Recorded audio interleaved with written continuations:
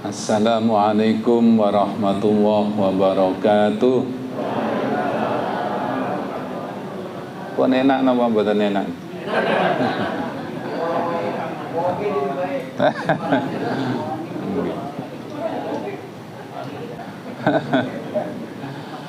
Alhamdulillah alladzi an'amana bi ni'matil iman wal islam. Alhamdulillah alladzi an'amana bi ni'matis sihhah wal afiyah. Asyhadu an la ilaha illallah wahdahu la syarikalah wa asyhadu anna Muhammadan abduhu wa rasuluh la nabiyya ba'da. Allahumma shalli wa sallim wa barik ala Muhammadin wa ala alihi wa ashabihi azmain, amma ba'du. Qala Allah ta'ala fil kitabihil karim, a'udzu billahi minasyaitonir rajim.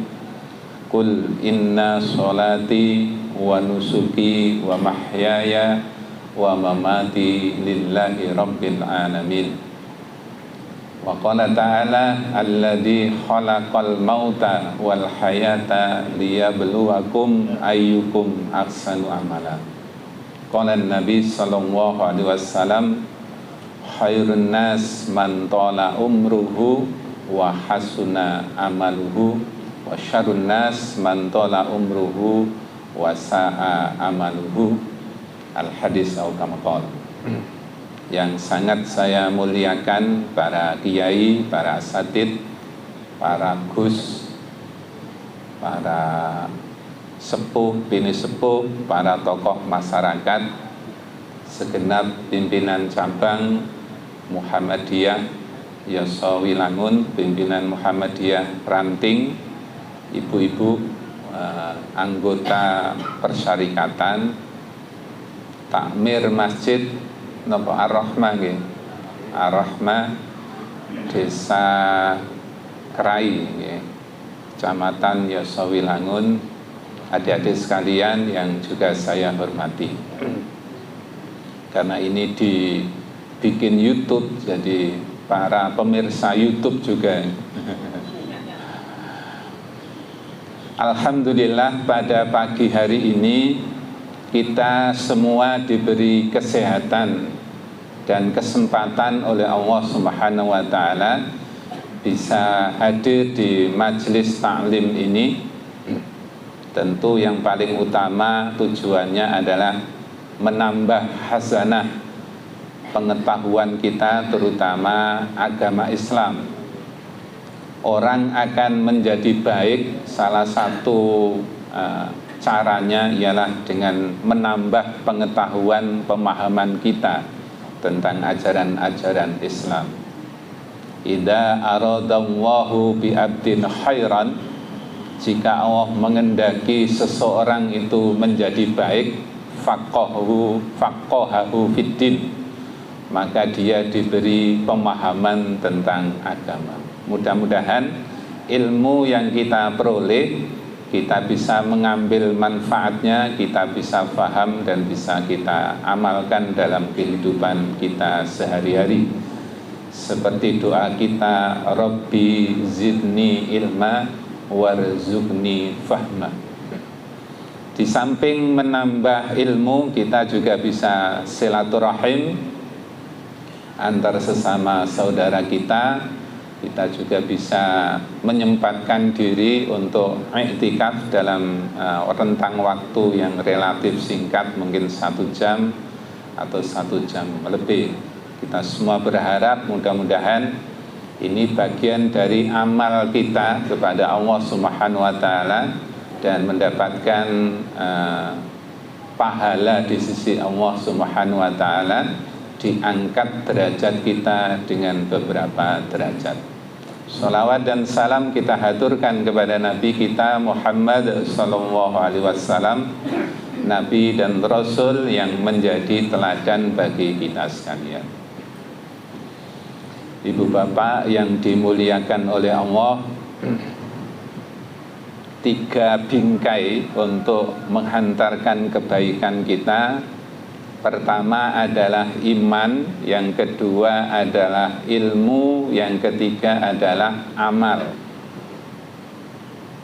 Iman ini menjadi dasar diterima tidaknya amal kita oleh Allah Subhanahu wa ta'ala. Maka iman yang sudah kita miliki harus semakin ditingkatkan kualitasnya.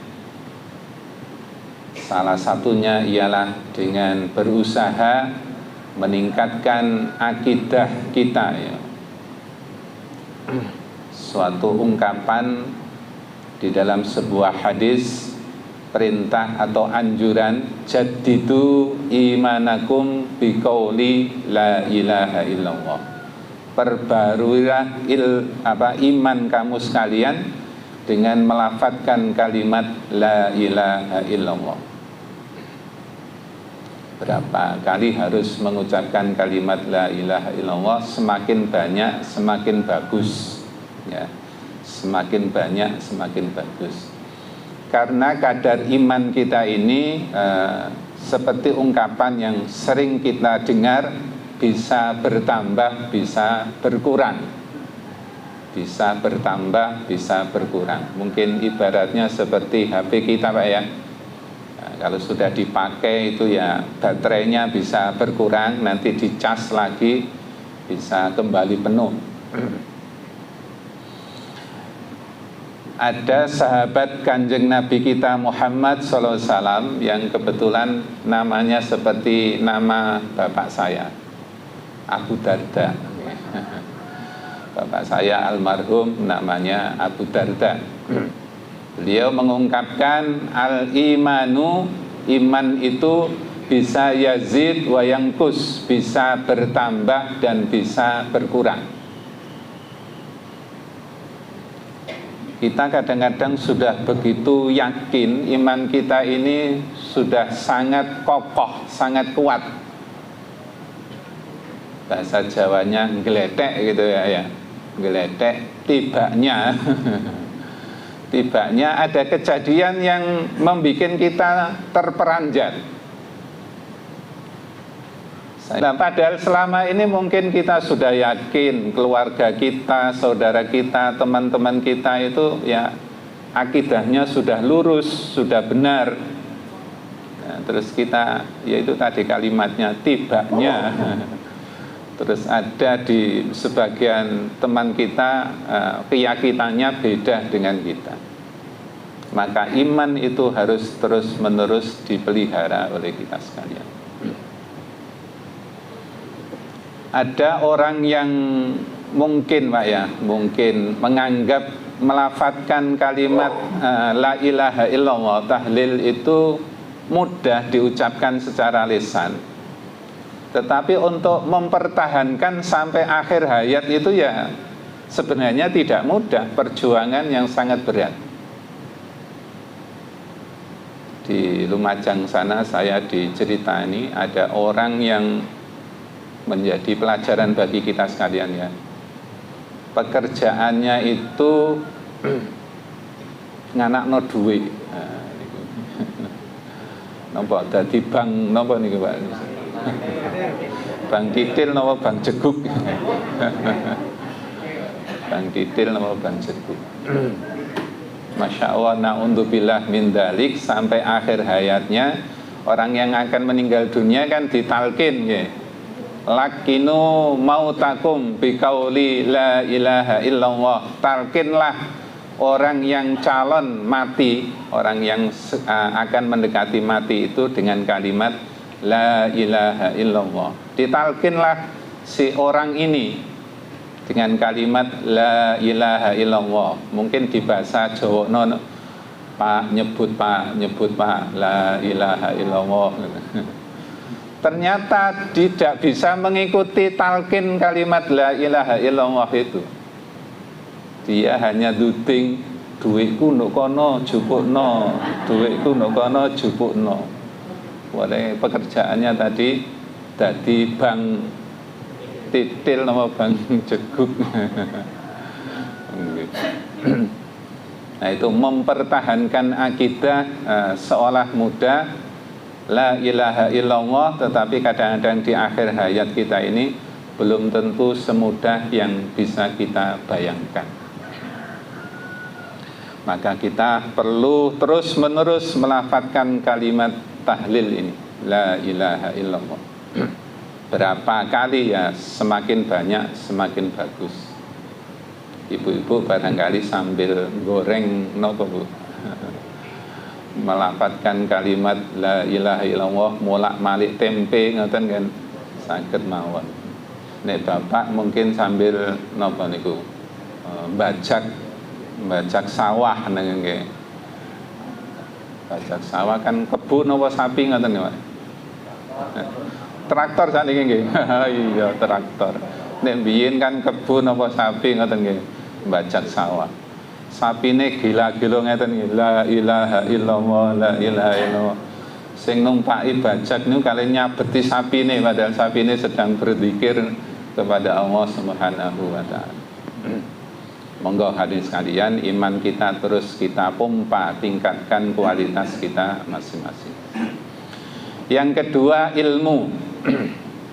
Ilmu ini juga menjadi barometer tentang kebaikan amal kita masing-masing. Amal ibadah yang tanpa didasari oleh ilmu yang benar, maka amalnya bisa tertolak. Meskipun oleh kebanyakan orang mungkin dianggap sudah benar, tetapi kalau dasar ilmunya tidak ada, amal kita bisa tertolak. Nah, majelis taklim yang diselenggarakan oleh kita semua dari waktu ke waktu itu sebenarnya juga memberikan dasar yang penting bagi kita sekalian. Dan ini menjadi kewajiban yang tidak ada kata akhirnya sampai hayat yang dikandung badan kita ini bisa berpisah dengan roh kita sekalian. Artinya kewajiban menuntut ilmu itu harus terus-menerus kita pompakan pada diri kita sekalian. Bagi bapak-bapak yang sudah sepuh, ibu-ibu yang sudah sepuh, mungkin dapat bonus nggih, dapat bonus. Misalnya karena sudah sepuh, kemudian mohon maaf meripatnya sudah misalnya kena penyakit katarak ngoten nggih. Terus penglihatannya sudah semakin tidak jelas, ngajinya sudah mulai berkurang, menambah pengetahuan Al-Qur'annya sudah semakin kurang. Oleh Allah akan diberi bonus meskipun tidak sehebat sebelum masa sehatnya. Nah, dia sudah mendapatkan pahala seperti ketika masa sehatnya. Jenengan kalau nanti betul-betul misalnya sudah tidak kuat hadir di majelis taklim karena jenengan sregep, nah jenengan juga akan diberi bonus oleh Allah Subhanahu wa taala seperti orang dalam keadaan sehat. Itu keindahan ya, keindahan yang diberikan Allah dan Rasulnya kepada kita sekalian. Jadi begitu pentingnya makna ilmu bagi kita sekalian. Nah, ilmu-ilmu yang kita pelajari kita harapkan adalah ilmu yang bermanfaat dan menjadi dasar dari amal-amal yang kita lakukan dalam kehidupan kita sehari-hari. Di tengah-tengah masyarakat kadang-kadang semakin perkembangannya ke depan, sepertinya orang kadang-kadang membuat hal-hal yang tidak ada aturannya atau aturannya menjadi tidak diperhatikan. Sing gemar YouTube misalnya bisa melihat di YouTube orang sholat model sekarang itu aneh-aneh Pak ya.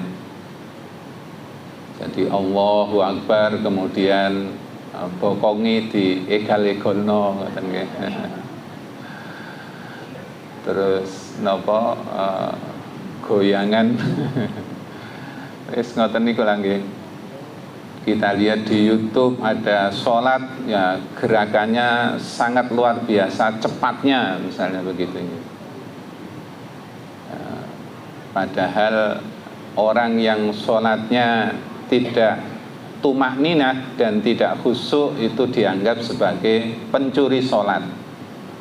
Dan sejahat-jahat pencuri adalah orang yang mencuri sholat. Jadi ini menjadi dasar bagi kita sekalian. Misalnya dalam menjalankan ibadah sholat dipentingkan untuk tumak ninah dan khusyuk. Monggo semangat membaca Al-Quran dan Sunnah, semakin hari semakin meningkat. Nopo kalau misalnya diwadahi gitu Pak, jumlah hasil pelajaran kita itu semakin banyak, panennya juga semakin nyata. Tidak kita ibaratkan seperti madai tapi keranjangnya keranjang yang bolong ya. Bolong itu bahasa Jawane dobol.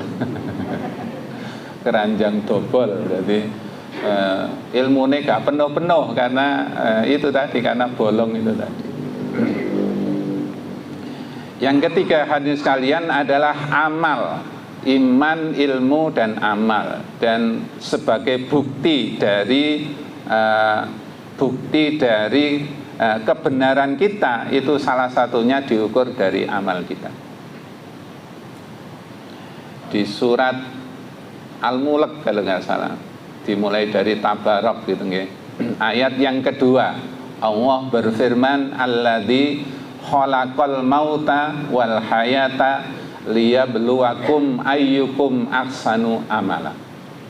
Allah menciptakan al-maut, al-hayat, kematian, mati dan hidup. Liyabluwakum, untuk menguji kamu sekalian, ayyukum ahsanu amala, di antara kita ini mana amalnya yang paling bagus. Saya membaca ayat ini tuh kemudian sepintas terbersit sebuah pertanyaan, hadirin sekalian. Kenapa Allah menyebut dalam ayat ini kok maut dulu baru hayat gitu. Mati dulu baru hidup. Kira-kira napa jawaban ini? Kok mboten urip sik baru mati ngoten lho.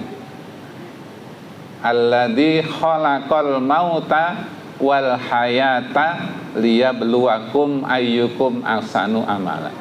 Disebut maut dulu baru hayat. Sementara di ayat yang lain seperti doa yang kita ikrarkan atau ikrar yang kita bacakan, kul inna sholati wa nusuki wa mahyaya wa mamati lillahi rabbil alamin. Hidupku dan matiku lillah, hanya semata-mata karena Allah Subhanahu wa ta'ala. Jadi kalau di ini ayatnya hidup dulu baru mati, tapi di Tabarok ini Al-Mulk ini ayat yang kedua disebut mati dulu baru hidup. Saya menemukan 4 jawaban para ahli tafsir itu kemudian menjelaskan. Ada 4 jawaban. Yang pertama, kenapa kok disebut mati dulu baru hidup? Karena kenyataannya kita semua itu asalnya adalah dari barang mati. Dari barang mati. Kullukum min Adam wa Adam min turab. Kamu sekalian dari Nabi Adam, keturunan Nabi Adam, dan Nabi Adam dibuat dari turab, dari tanah. Tanah itu hasilnya adalah mati. Sehingga di ayat ini kemudian diawali dengan al-mauta wal hayata. Benar Pak kira-kira nih. Kenyataannya memang begitu. Kita semua asalnya adalah dari barang mati kemudian hidup di atas dunia ini. Yang kedua, kenapa kok ayat ini dimulai dari mati dulu baru hidup? Penjelasannya dalam konteks kehidupan di atas dunia ini, bahwa semua orang yang hidup itu pasti akan mati. Jadi orang yang hidup di atas dunia ini pasti akan mati, baru setelah itu akan dihidupkan. Dan hidup yang hakiki adalah kehidupan yang di akhirat yang abadi untuk selama-lamanya. Sehingga disebut dengan kalimat maut dulu baru hayat gitu.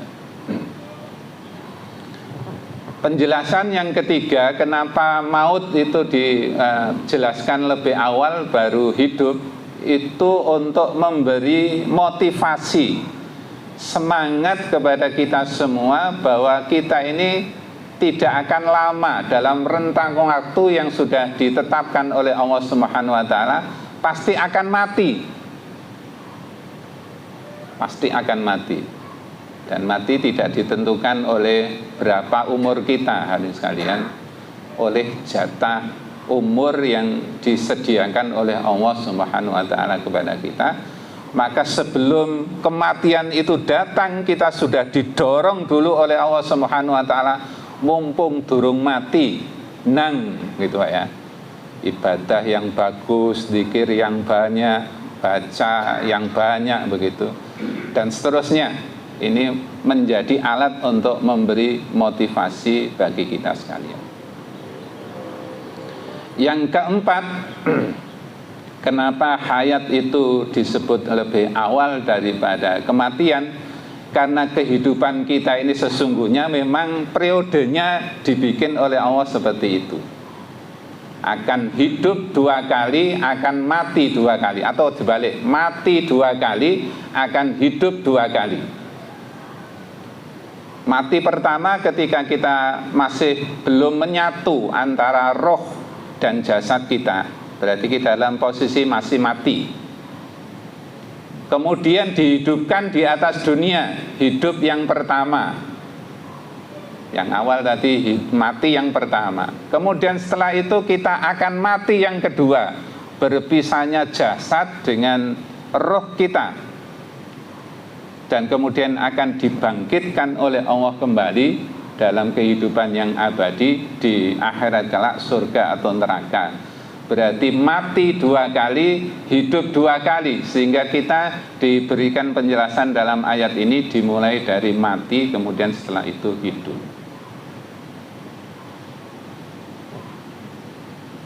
Kita semua tidak tahu giliran kita kapan Pak ya, ibu-ibu sekalian. Saya sekarang sudah sama seperti Ustadz Zainal, menjelang pensiun. Saya aslinya sudah pensiun ya, hadirin sekalian, 58. Tapi karena saya teman-teman diberi bonus, harus mengakhiri tugasnya 60, berarti masih kurang 2 tahun lagi. Saya diberi tugas di Yosowilangun sini. Kadang ketemu sama sebagian yang kenal. Kadang mengawinkan juga keluarganya, saudara-saudara kita yang kenal. Baik hadirin sekalian, jadi itu penjelasannya. Nah, setelah kita memahami tentang hidup dan mati, yang paling penting berikutnya adalah apa tujuannya? Liyabluwakum ayyukum ahsanu amala. Untuk menguji kepada kita sekalian, di antara kita ini mana yang paling bagus amalnya. Nah, ini ada 4 juga penjelasannya hadirin sekalian. Mungkin ini kita bahas sampai nanti akhir gitu. Yang pertama, ayyukum ahsanu amala itu adalah yang paling bagus amalnya. Dan untuk melakukan amal yang bagus ini mungkin ya membutuhkan pengorbanan dari diri kita masing-masing. Pengorbanan fisik termasuk pengorbanan harta benda. Supaya amal kita di hadapan Allah itu menjadi amal yang baik. Misalnya contoh yang sedang ngetren sekarang ini Pak ya, bikin tempat ibadah supaya tempat ibadahnya menjadi yang terbaik, akhirnya kan dibangun dengan model yang luar biasa sekarang ya. Yang kemarin ikut muktamar ke Solo, bisa nginceng ya, bisa melirik masjid Pak Jokowi yang diresmikan Pak Jokowi, tapi belum bisa masuk ke situ. Ini di YouTube sedang ngetren, muncul ada tren lagi masjidnya Ridwan Kamil ya, ya. di Jawa Barat sana. Mungkin karena Jawa Barat disingkat Jabar, kemudian dikasihkan huruf al di depannya menjadi Al-Jabar. Kalau di Jawa Timur menjadi Al-Jatim. Wah, itu orang tuanya disurung di kursi rodanya oleh Ridwan Kamil sampai Brebes mili. Saking hebatnya saking hebatnya masjidnya. Kira-kira dibanding Masjid Ar-Rahmah gitu ya. Saya lebih baik Masjid Ar-Rahmah ya. Lebih baik di sini sedikit, yang sana banyak. Ada lagi kalau tidak salah di Semarang, ya. Ada masjid miniatur Mekah dan Madinah. Jadi kalau ke sana sekalian belajar manasik haji, ya. Ada Madinahnya, ada Bir Alinya, ada tempat tawafnya, ada tempat sa'inya, sambil belajar ke sana. Jadi ini membutuhkan pengorbanan fisik, termasuk harta benda kita sekalian. Nah, ketika kita sedang beribadah, misalnya sholat, untuk menjadi orang yang baik sholat kita ketika ke masjid, itu sebenarnya juga dianjurkan oleh Allah Subhanahu wa Ta'ala untuk berpenampilan yang baik. Khudu zinatakum inda kulli masjid. Ambil pakaianmu yang terbaik ketika kamu sedang beribadah di masjid. Kira-kira klambine ibu-ibu yang terbaik itu harga berapa, Bu? Pinten, Bu? 1,5 juta. Kalau bapak-bapak cukup 100.000, Bang, ya. Bolak-balik ke masjid ya puancet klambine niku mawon. Ini bapak-bapak enteng ya. Ini ibu-ibu ini kok kadang-kadang rasanya berat. Saya kok lebih setuju ibu-ibu itu rukuhnya, mukenahnya model yang lama dulu, nggak usah ada kembang-kembangnya. Kalau sekarang kan jor-joran ibu-ibu ya, rukuhnya itu warnanya gelontang-gelonteng ya. Tapi kalau bapak-bapak sudah kadung biasa badikan, jadi nggak usah pakai pakaian macam-macam batiknya. Tapi kadang-kadang batiknya itu kebangetan menurut saya sekalian ya. Saya pernah sholat di belakangnya salah satu makmum. Setelah saya perhatikan, batiknya itu ternyata gambarnya suku sing boten katokan niku lho. Nah niku. Mosok ngoten didamel sholat ya, kebangetan. Jadi baiknya ini perlu pengorbanan secara fisik maupun secara harta benda kita sekalian. Termasuk barangkali yang punya mobil ngoten nggih butuh pengorbanan juga, Pak ya. Ya bensinnya, jadi mau akad pagi ngoten nggih tanggane ditawari kabeh. Ayo wis berangkat bareng-bareng karo mobilku. Nah, misalnya begitu. Sehingga mobilnya di belakang kacanya ditulisi mobil barokah. Karena ini akad pagi koncone dijaki kabeh munggah mobilnya. Nah, itu butuh pengorbanan. Nah, baik ini kadang-kadang diukur oleh banyak orang yang mengikuti, padahal itu belum tentu benar juga. Jadi kita tidak boleh melihat baiknya itu hanya semata-mata karena banyaknya orang yang mengamalkan. Jadi itu ukuran ayyukum ahsanu amala. Ini secara umum insya Allah bisa kita usahakan. Yang kedua ini agak berat hadirin sekalian. Ayyukum ahsanu amala itu diartikan dengan yang paling benar dan yang paling ikhlas. Nah, ini berat ini. Yang paling benar dan paling ikhlas. Nah, yang paling benar berarti ukurannya apakah sudah sesuai dengan petunjuk Al-Quran dan Sunnah atau belum.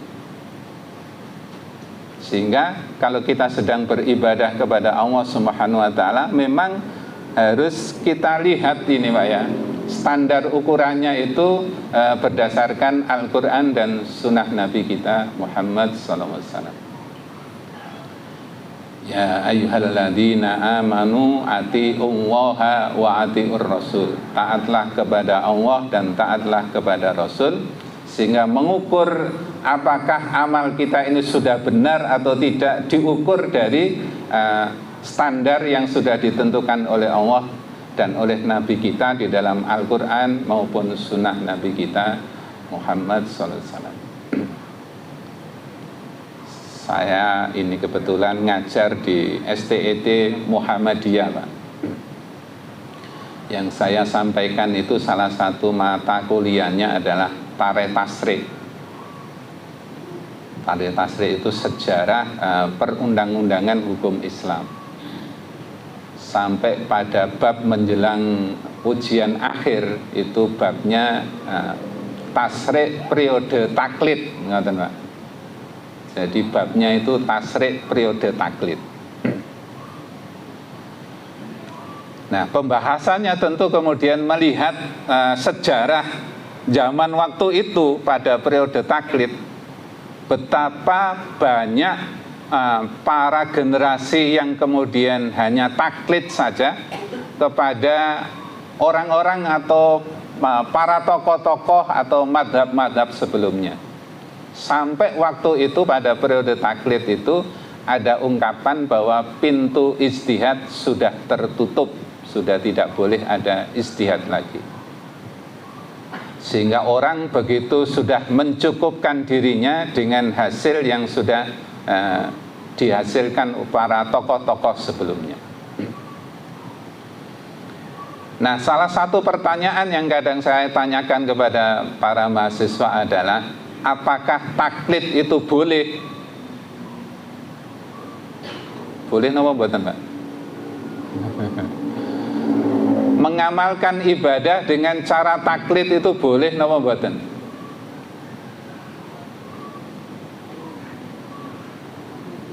Kenyataannya hadirin sekalian, amal ibadah kita ini kan masih banyak yang taklid nggih. Nggih. Pokoke nganut pun nggih. Pokoke nganut ngoten mawon. Jawabannya di buku yang menjadi rujukan itu, taklid dalam mengamalkan amal ibadah bagi orang awam seperti saya dan panjenengan semua mungkin masih kategori oleh orang awam, itu dihukumi boleh. Tapi ada tapinya hadirin sekalian ya. Tapi punya kewajiban untuk belajar, mengetahui dasar dari amal yang kita kerjakan itu. Dari amal yang kita kerjakan. Kalau ternyata benar, ya monggo diteruskan, tidak apa-apa.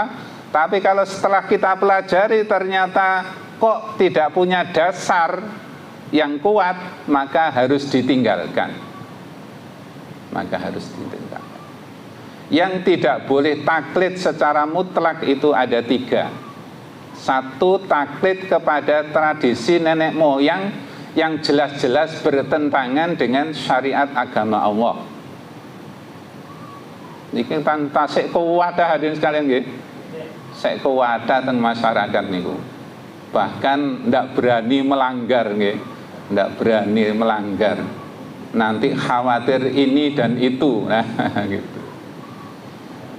Masih banyak yang sangat taklid.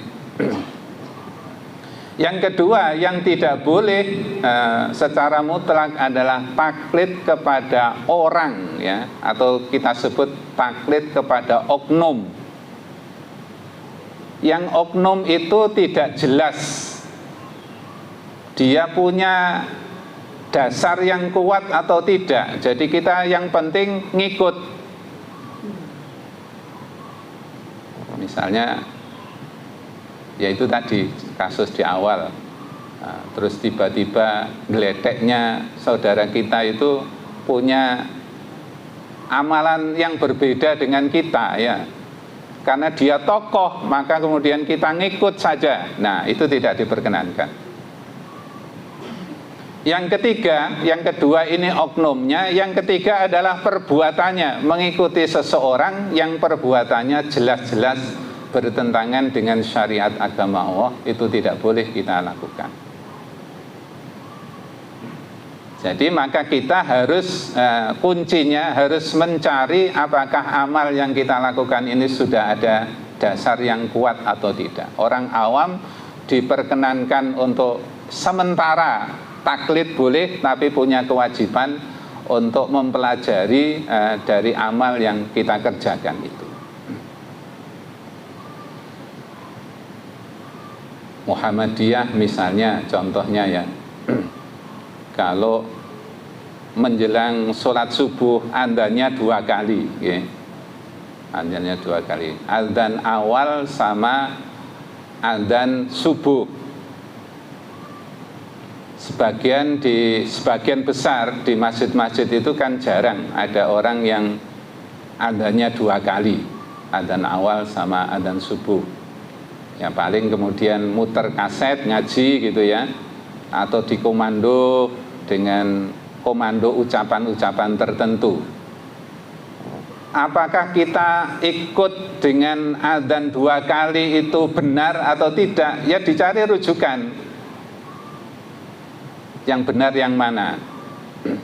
Ternyata muadzinnya Rasulullah Muhammad SAW itu ada 2 muadzin yang sangat terkenal. Muadzin yang adzan awal itu kalau tidak salah namanya disebut Ummi Maktum. Kemudian yang adzan yang subuhnya adalah muadzinnya Bilalnya, ada muadzinnya Rasulullah Muhammad SAW, yakni sahabat Bilal. Jadi akhirnya masruk. Nah kadang-kadang kita akan terkejut kalau ada adzan awal itu ya. Bahkan kalau tidak terbiasa dikira wis subuh ya. Padahal aslinya belum subuh ya, seperti itu. Jadi ayyukum ahsanu amala ini dilihat dari apakah amal perbuatan kita ini sudah benar atau tidak.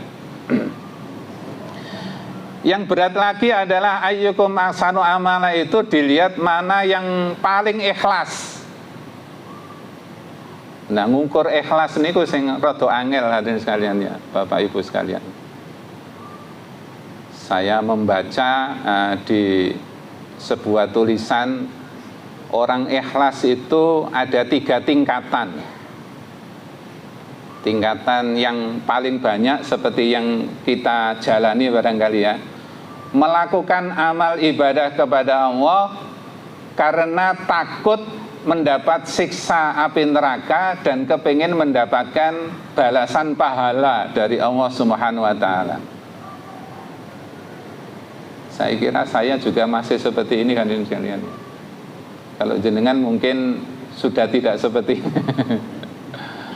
Yang kebanyakan kita masih takut dengan siksa api neraka dan kepingin mendapatkan surga dari Allah Subhanahu wa Ta'ala. Ini disebut dengan ikhlas abidin. Ikhlasnya orang-orang yang beribadah kepada Allah Subhanahu wa Ta'ala.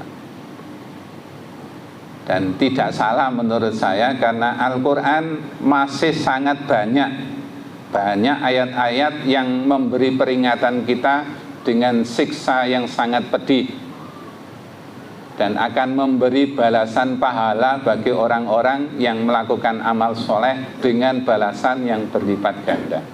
Andaikan ikhlas itu sampai di sini saja, saya kira sudah sangat bagus.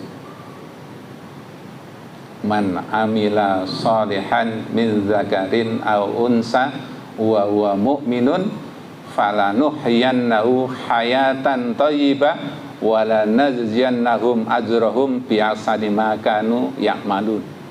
Akan diberi balasan dengan balasan yang terbaik dari apa yang kita kerjakan. Jadi ikhlas yang pertama menurut saya sudah sangat bagus. Nah, ada ikhlas yang lebih bagus lagi ya. Namanya ikhlasnya orang-orang yang sangat cinta kepada Allah, ibadahnya bukan karena semata-mata takut karena Allah atau kepingin mendapatkan surga, tetapi karena didasari oleh cintanya kepada Allah Subhanahu wa Ta'ala supaya dirinya menjadi hamba yang sangat dicintai oleh Allah Subhanahu wa Ta'ala. Nah, ikhlas yang kedua ini disebut dengan ikhlas muhibbin. Ikhlasnya orang-orang yang kepingin dicintai oleh Allah Subhanahu wa ta'ala. Insya Allah kalau jenengan sedaya kepingin dicintai oleh Allah Subhanahu wa ta'ala. Dan orang kalau dasarnya ibadah dengan dasar cinta, itu siap pengorbanannya dengan pengorbanan yang maksimal. Misalnya sodakoh niku nggih, sodakohe sing betul-betul Gusti Allah menjadi seneng ngoten nggih. Lan tanalul birra hatta tunfiku mimma tuhibbun. Jadi kalau misalnya masuk ke masjid niku kira-kira yang dibawa itu warna merah, napa warna biru, napa warna hijau. Saya pernah sholat di Masjid Ranupane. Saya terkejut karena kotak amalnya itu bentuknya adalah bentuk kuburan. Jadi kotak sini ada maisannya, tengahnya tempat masukkan uang. Jadi ketika ketemu itu aku iso kaget. Nah, kira-kira nek weruh ngono ya insya Allah kepingin memasukkan infak yang terbaik barangkali ya. Insya Allah warna merah yang diambil, yang dimasukkan. Tapi suwe-suwe akhirnya luntur. Boleh bolak-balik ketemu jadi biasa-biasa saja. Andaikan di dompet kita ada warna merah satu sama ada warna rodok keabu-abuan satu, kira-kira yang diambil yang mana ya?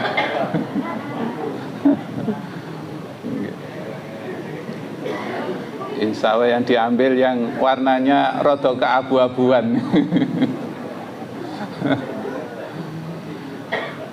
Misalnya di dompet kita ternyata hanya tinggal warna merah, kira-kira gimana? Urung.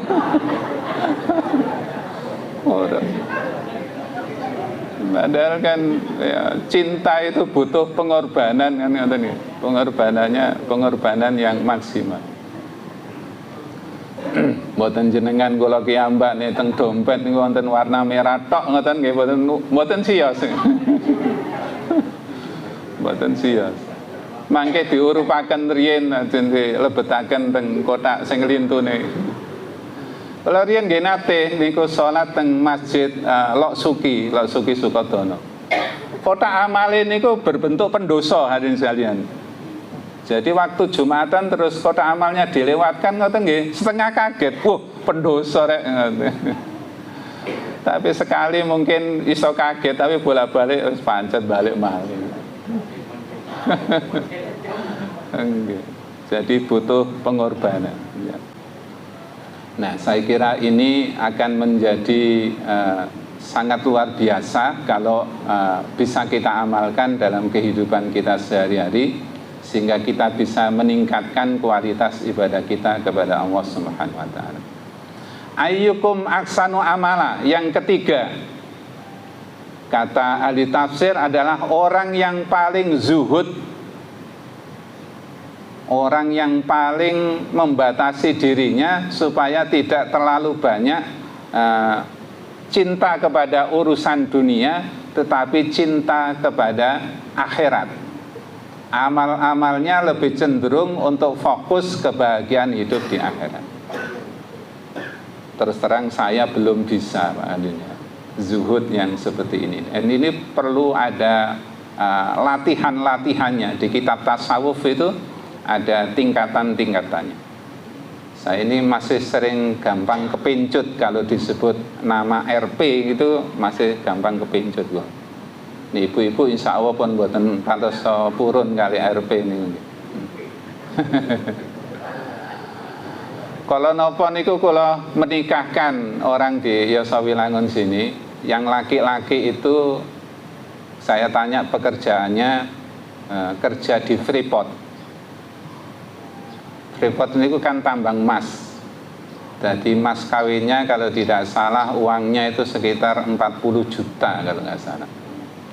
Terus emasnya itu berapa, buatan berapa gram, mungkin berapa puluh gram ngoten nggih. Ngoten kula nggih kepencut asline Pak nggih. Buh, mas kawine sakmene akeh paling penghulune mung oleh disangoni. Ngoten Pak. Paling disangoni niki mangke. Ternyata alhamdulillah waktu pulang disangoni berkat. Jadi kerentek soal urusan uang itu kadang-kadang godaan dunia masih sangat luar biasa.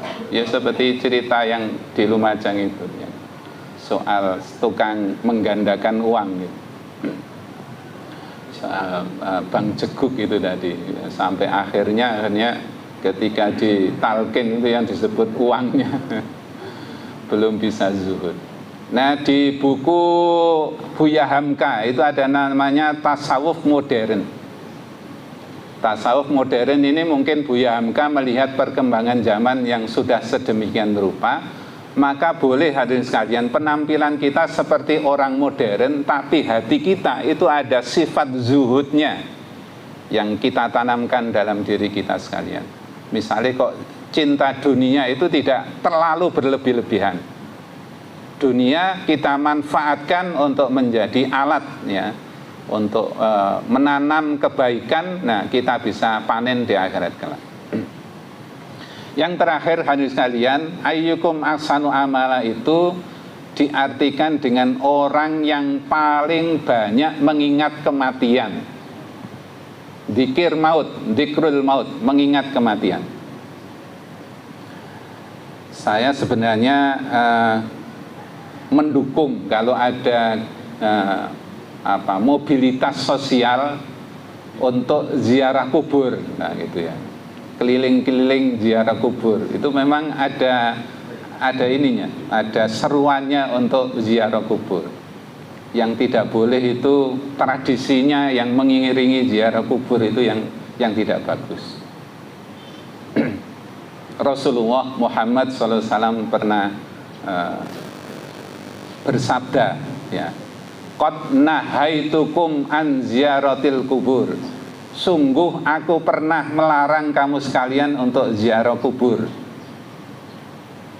Asbabul wurud dari hadis ini kenapa itu terjadi, karena pada awal-awal masa disyariatkannya Islam, iman sahabat-sahabat Kanjeng Nabi, umatnya Kanjeng Nabi itu belum kuat, sehingga dilarang untuk ziarah kubur, khawatir yang ziarah kubur itu bisa nyeleweng ya, nyimpang dari akidah yang benar.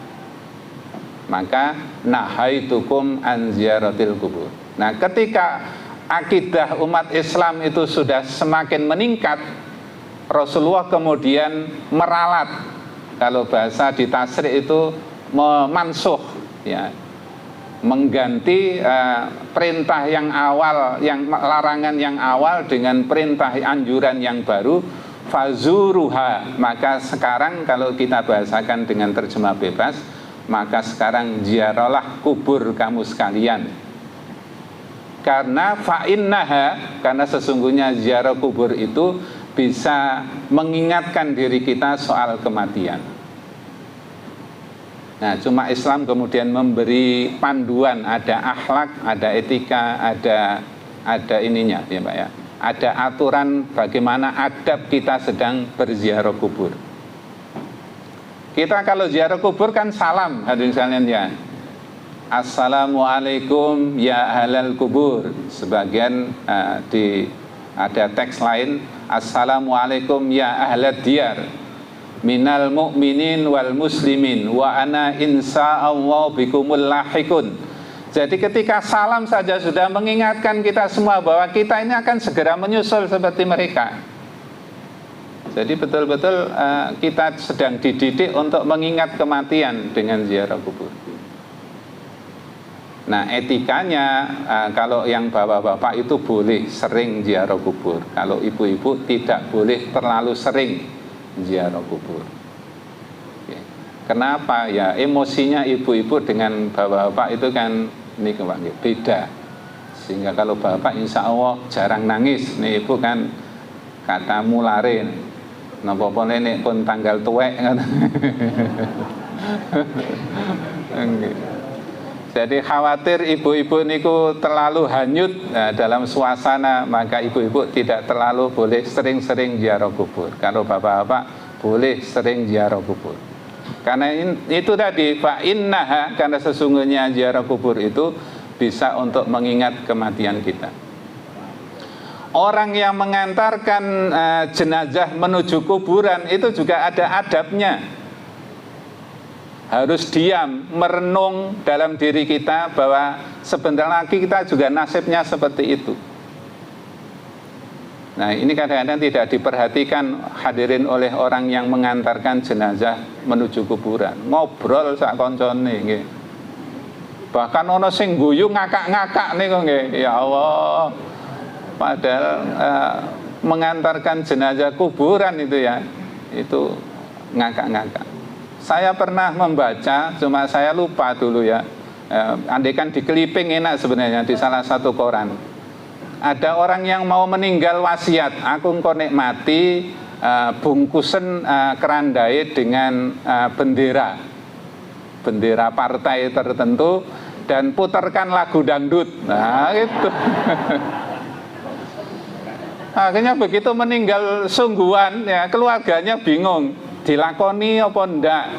Kalau dilakoni kok nyeleneh, nek mboten dilakoni ini wasiat ngoten. Saking wedine melanggar wasiat, akhirnya betul Pak, berangkat menuju kuburan, kerandai dimenehi bendera partai, diiringi dengan lagu dangdut hadirin sekalian. Jadi kalau nek mengantarkan menuju kuburan itu memilih menyendiri Pak, tidak bersama dempet dengan orang-orang, pasti dijak omong. Jadi mendingan saya menyendiri sudah, zikirnya zikir dalam hati. Nah, seperti itu. Dan kalau sudah di tempat pemakaman, etikanya, akhlaknya, adabnya adalah kita mendoakan orang yang ada di dalam kuburan. Misalnya karena kuburannya banyak ya, doa seperti kita sholat jenazah mungkin ya, Allahumma lahum warhamhum wa'afi wa'fu anhum dan seterusnya. Bukan sebaliknya, malah kita meminta kepada orang yang ada di dalam kuburan. Mbah, dongakno mbah yo. Tokoku nang laris, Mbah. Mbah, dongakno mbah aku sing durung kawin nang kepengin cepet kawin. Jare mbah sing jero ngrasakno. Lah ya niku Pak ya napa.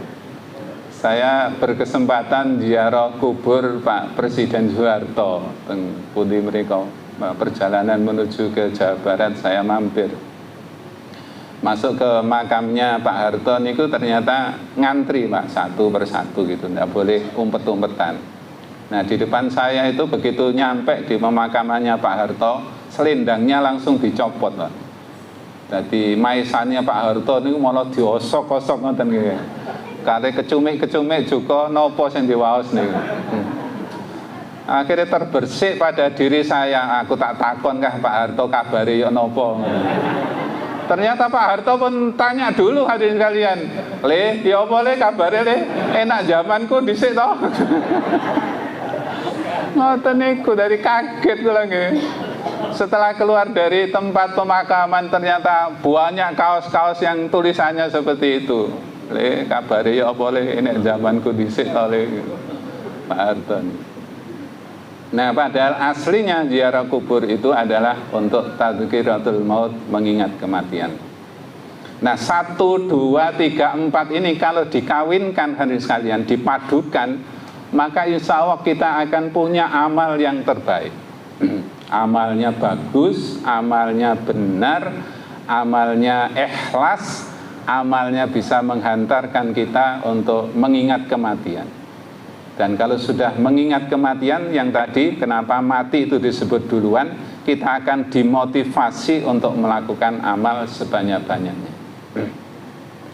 Ista'id lil mauti qabla nuzulil maut. Persiapkanlah segala sesuatunya yang akan menjemput datangnya kematian sebelum kematian itu betul-betul mendatangi kita sekali. Saya punya saudara di Lamongan, Masya Allah luar biasa. Saya diberi kabar sebelum meninggal dunia, suami istri berangkat ke masjid. Suaminya jadi imam, istrinya ikut jadi makmum. Pada saat sujud langsung tidak sampai assalamualaikum sudah salam duluan kalian. Allah mewafatkan dalam keadaan sujud pada saat sholat. Nah, kita semua kepingin seperti itu, bisa mengakhiri hidup kita dalam keadaan yang indah, yang husnul khotimah. Amin ya rabbal alamin. Saya kira itu yang bisa saya sampaikan pada kesempatan kali ini. Ngalor ngidul, mudah-mudahan manfaat bagi kita sekalian. Ya. Semangat kita terus belajar, menambah ilmu yang bermanfaat, ilmu yang bisa menghantarkan keabsahan amal kita, dan kita semua mohon kepada Allah dengan doa kita, mudah-mudahan amal ibadah kita diterima oleh Allah Subhanahu wa taala. Ada doa yang sering dibaca di tempat-tempat majelis taklim. Allahumma inna nas'aluka ilman nafi'a wa rizqan wasi'a wa amalan mutaqabbala. Ya Allah, aku mohon kepada Engkau, berilah ilmu yang bermanfaat, rezeki yang luas, dan amal yang mutaqabbalah, yang diterima oleh Allah Subhanahu wa taala. Kurang lebihnya mohon maaf. Assalamualaikum warahmatullahi wabarakatuh.